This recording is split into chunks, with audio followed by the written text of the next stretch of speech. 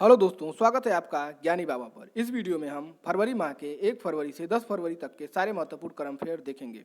यह सीरीज कुल 3 पार्ट में आएगी। यह उसका पार्ट 1 है। तो आइए शुरू करते हैं। किस राज्य ने सिंधु नदी डॉल्फिन को राज्य का जलीय जीव घोषित किया है? तो यह राज्य है पंजाब।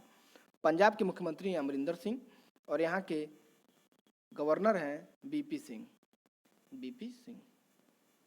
हाल ही में किस राज्य ने कालिया छात्रवृत्ति योजना की शुरुआत की है? तो यह राज्य है ओडिशा। ओडिशा के मुख्यमंत्री हैं नवीन पटनायक।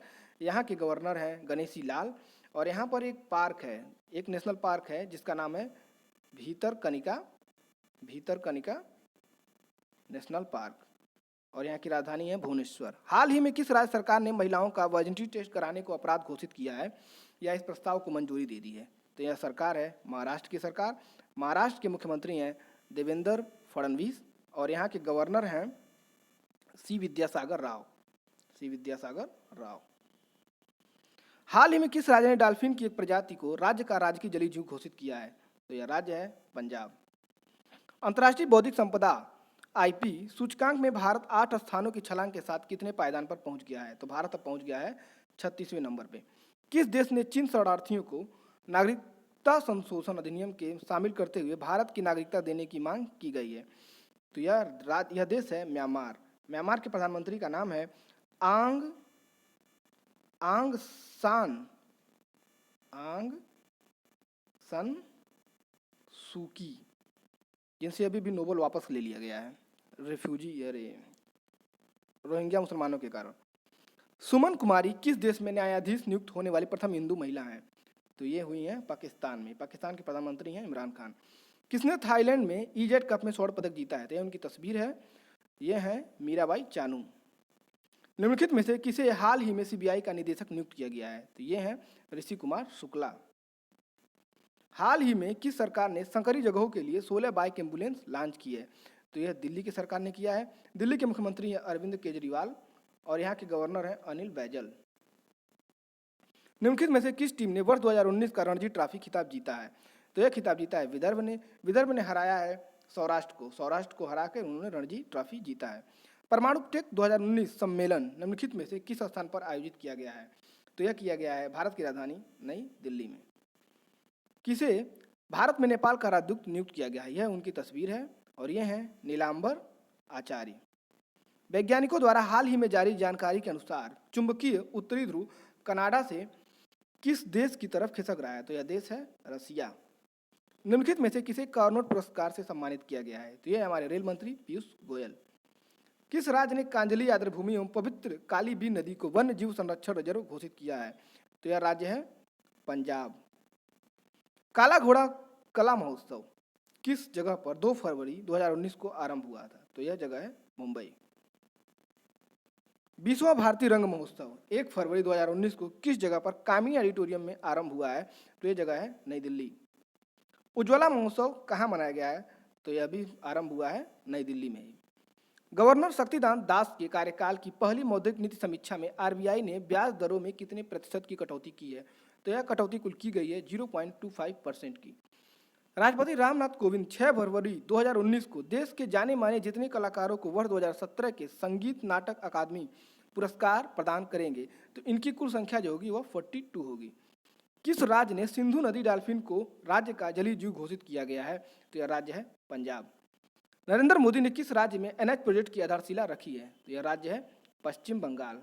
पश्चिम बंगाल के मुख्यमंत्री हैं ममता बनर्जी और यहाँ के राज्यपाल हैं केसरीनाथ त्रिपाठी। भारत और किस देश के बीच 5वीं संयुक्त सलाहकार समिति की बैठक आयोजित की गई है? तो यह देश है बांग्लादेश। बांग्लादेश की प्रधानमंत्री हैं शेख हसीना और यहाँ की राजधानी है ढाका। निम्नलिखित में से किस स्थान पर हाल ही में एशिया एलपीजी सम्मेलन आरंभ किया गया है? तो यह है नई दिल्ली में आरंभ हुआ है। हाल ही में किस राज्य सरकार द्वारा पेश बजट में प्रत्येक दुल्हन को 1 तोला सोना दिए जाने की घोषणा? तो यह घोषणा की है असम की सरकार ने। असम के मुख्यमंत्री हैं सर्बानंद सोनोवाल और यहाँ के मुख्यमंत्री और यहाँ के गवर्नर हैं जगदीश मुखी। इसरो द्वारा हाल ही में लॉन्च किए गए 40वें संचार उपग्रह का क्या नाम है? तो इसका नाम है GSAT-31। अच्छा, इसरो के चेयरमैन कौन है? इसरो के चेयरमैन है के सिवन। अच्छा, डीआरडीओ के चेयरमैन कौन है? डीआरडीओ के चेयरमैन है, डीआरडीओ के चेयरमैन का नाम है जी Satish Reddy. National museum institute के नए कैंपस का उद्घाटन कहाँ किया गया है? तो यह किया गया है नोएडा में। किस राज्य ने स्मार्ट विलेज अभियान के लिए 384 करोड़ रुपए आवंटित किए हैं? तो यह राज्य है पंजाब। भारत में कैद रखे हाथियों को पहले सर्वे के अनुसार देश में कुल कितने हाथी कैद में हैं? तो इनकी संख्या है कुल 2454। किस राज्य सरकार ने अरुंधति नामक योजना की शुरुआत की है? तो यह राज्य है असम। यहाँ के मुख्यमंत्री हैं सर्बानंद सोनोवाल। अल्पसंख्यक मामलों के मंत्रालय के नए सचिव कौन बने हैं? तो यह बने हैं श्री शैलेश। हाल ही में किस शहर की पुलिस ने मोबाइल ऐप डिजी कॉप लॉन्च किया है? तो यह लॉन्च किया है चेन्नई पुलिस ने। कौन सी महिला क्रिकेटर 100 अंतर्राष्ट्रीय T20 मैच खेलने वाली पहली एशियाई महिला बनी है? तो यह बनी है सना मीर। और ये नाम जो है वो हरमनप्रीत कौर है। इसको आप लोग एक बार चेक कर लीजिएगा, मैं थोड़ा सा इसमें कंफ्यूज हो रहा हूँ इन दोनों में से।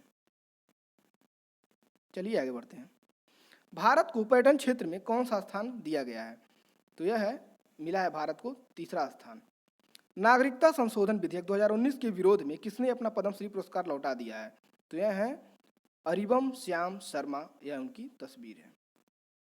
प्रधानमंत्री नरेंद्र मोदी ने हाल ही में किस राज्य में भारत पेट्रोलियम कॉर्पोरेशन की एकीकृत रिफाइनरी विस्तार परियोजना IREP को राष्ट्र को समर्पित किया है? तो यह राज्य है केरल। और केरल के मुख्यमंत्री हैं पिनरई विजयन और यहाँ के गवर्नर हैं पी सदाशिवम। कुछ मुख्य नेशनल पार्क भी हैं केरल में, जैसे 16 अगर किसी के नाम में आ रहा है तो आप समझ लीजिएगा कि वो केरल का नेशनल पार्क है, जैसे पम्बाडम 16 और इस तरह से एक दो और नाम है वहाँ पे। साइलेंट वैली भी नेशनल पार्क भी वहीं पे है। वर्ष 2019 में भारत रत्न के लिए निम्नलिखित में से किसके नाम की घोषणा नहीं की गई है? तो इस बार भारत रत्न भूपेन हजारिका जी को भी मिला है, प्रणब मुखर्जी जी को भी मिला है, नानाजी देशमुख को भी मिला है। तो नहीं मिला है तो वो है सफाउल्ला खान। हाल ही में सीरिया और ईरान में निम्न में से कितने समझौतों का ज्ञापनों पर हस्ताक्षर किया है? तो यह कुल 11 समझौते पर हस्ताक्षर किए हैं। केंद्र सरकार ने सूखा प्रभावित इलाकों के लिए सहायता के तौर पर किस राज्य को अब तक का सबसे बड़ा 4,714.28 करोड़ रुपए का पैकेज दिया है? तो यह राज्य है महाराष्ट्र। हाल ही में किस राज्य के चिड़ियाघर में गोल्डन लंगूर संरक्षण ब्रीडिंग प्रोग्राम के तहत संकटापन्न गोल्डन लंगूर के ने बच्चों को जन्म दिया है? तो यह राज्य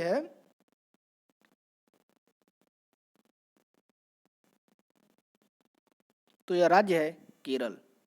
माफ कीजिएगा, यह राज्य है केरल। केरल के मुख्यमंत्री हैं पिनरई विजयन और वहाँ के गवर्नर हैं पी सदाशिवम। अखिल भारतीय अंतिम अनुमान के अनुसार वर्ष 2017-18 में बागवानी फसलों का रिकॉर्ड कितना उत्पादन हुआ है?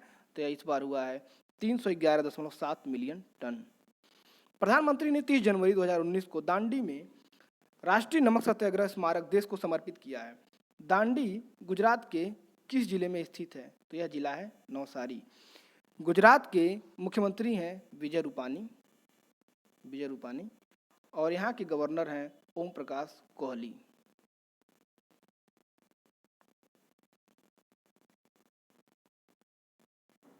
ऋषि कुमार शुक्ला जो 2 फरवरी 2019 को CBI निदेशक नियुक्त हुए हैं का चयन जिस उच्च स्तरीय कमेटी द्वारा की गई है उसके सदस्य निम्नलिखित में से कौन शामिल नहीं थे? तो ये हैं लोकसभा अध्यक्ष सुमित्रा महाजन। विश्व आर्द्र भूमि दिवस रामसर अभिसमय को 1971 में अपनाने के उपलक्ष्य में मनाया जाता है। रामसर किस देश में है? तो यह देश है ईरान। ईरान के प्रेसिडेंट हैं हसन रूहानी यहाँ के प्रेसिडेंट हैं। देश के 22वें अखिल भारतीय आयुर्विज्ञान संस्थान एम्स की स्थापना हरियाणा में किस स्थान पर की जाएगी? तो यह स्थान है रेवाड़ी और यह देश का 22वां एम्स होगा। निम्नलिखित में से कौन सी महिला क्रिकेटर 100वीं अंतर्राष्ट्रीय T20 मैच खेलने वाली पहली एशियाई महिला बनी है? तो ये हैं हरमनप्रीत कौर। यहाँ पे नाम इनका गलत है, माफ़ कीजिएगा, उनका नाम है हरमनप्रीत कौर। रूस के अनुसार वर्ष 2021 तक सतह से लक्ष्य भेदने में सक्षम कितने नए मिसाइल सिस्टम लॉन्च करने की योजना है? तो यह है कुल 2। किस राज्य सरकार ने 1984 में कानपुर में हुए सिख विरोधी दंगों को लेकर के विशेष जांच दल एसआईटी का गठन किया है? तो यह किया है उत्तर प्रदेश की सरकार ने। यहाँ के मुख्यमंत्री हैं योगी आदित्यनाथ और यहाँ के गवर्नर हैं श्री राम नाईक जी। और यह इस दंगे में कानपुर में कुल 125 लोगों की मृत्यु हो गई थी। राष्ट्रीय आपदा प्रबंधन प्राधिकरण एनडीएमए द्वारा जयपुर, कोटा तथा अलवर में 11-12 फरवरी के दौरान किस नाम से आपदा राहत अभ्यास का प्रदर्शन किया जाएगा? तो इसका नाम होगा राहत। पेट्रोलियम सचिव एमएम कुट्टी के अनुसार 2.25 करोड़ टन खपत के साथ कौन सा देश दुनिया का दूसरा सबसे बड़ा एलपीजी उपभोक्ता बन जाएगा? तो देश होगा भारत। नमामि गंगे कार्यक्रम के तहत कुल कितने सीवरेज आधारभूत ढांचे संबंधी परियोजनाओं को मंजूरी दी गई है? तो यह मंजूरी दी गई है कुल 136 सीवरेज संबंधित आधारभूत ढांचे। हाल ही में किस राज्य सरकार ने एस्मा कानून लागू करते हुए अपने कर्मचारियों द्वारा हड़ताल पर 6 महीने तक रोक लगा दी है? तो यह सरकार है उत्तर प्रदेश की सरकार। केंद्र सरकार ने पोजी स्कीमों पर पूरी तरह से रोक लगाने के उद्देश्य से हाल ही में कौन से विधेयक को मंजूरी दी है?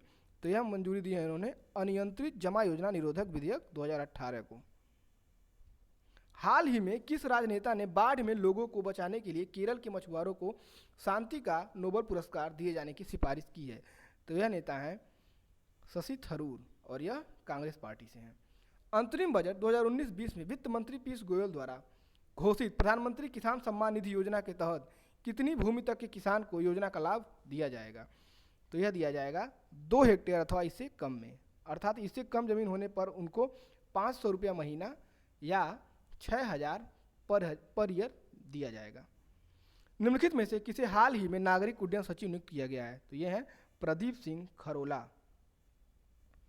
राजस्थान सरकार ने स्वतंत्रता सेनानियों की पेंशन बढ़ाकर कितने रुपए प्रतिमाह करने की घोषणा किया है? तो यह किया गया है 25,000 रुपये प्रतिमाह। संसद भवन के सेंट्रल हॉल में किस दिवंगत पूर्व प्रधानमंत्री की आदमकम प्रतिमा 12 फरवरी को लगाई जाएगी? तो ये हैं भारत रत्न अटल बिहारी वाजपेयी जी। आरबीआई ने छोटे और सीमांत किसानों को बिना गारंटी मिले कृषि ऋण की सीमा बढ़ाकर जितने लाख कर दी गई है? तो यह राशि है 1.6 लाख रुपए। प्रधानमंत्री किसान सम्मान निधि योजना का लाभ इतनी भूमि तक के किसानों को दिया जाएगा। तो हम लोग देख चुके हैं आगे भी 2 हेक्टेयर अथवा इससे कम के किसानों को। वर्ष 2019-20 का बजट पेश करते हुए शहरों में कान्हा गौशाला के इतने करोड़ रुपए का बजट किया गया है? तो यह बजट कुल हुआ है 200 करोड़ का। वह स्थान जहाँ हाल ही में एशिया एलपीजी सम्मेलन आरंभ किया गया है? तो यह सम्मेलन हुआ नई दिल्ली में। सिनेमेटोग्राफ संशोधन विधेयक 2019 के अनुसार पायरेसी और कॉपीराइट मामलों का उल्लंघन करने पर इतने साल की सजा हो सकती है? तो यह सजा हो सकती है 3 साल के लिए। अब भारतीय सिनेमा निर्माताओं के लिए भी एकल विंडो सिस्टम की शुरुआत की गई है, जो कि इसी बजट में इसकी घोषणा भी हुई है। पेट्रोलियम सचिव एमएम कुट्टी के अनुसार 2.25 करोड़ टन खपत के साथ दुनिया का दूसरा सबसे बड़ा एलपीजी उपभोक्ता देश बन गया है भारत।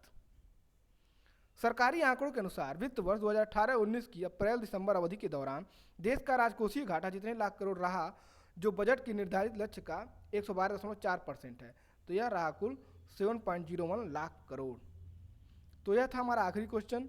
अगर आपको ये वीडियो अच्छा लगा हो तो इसे लाइक करिए, शेयर करिए और सब्सक्राइब करिए। बहुत बहुत धन्यवाद। आप अपना कीमती समय हमें दिए इसके लिए।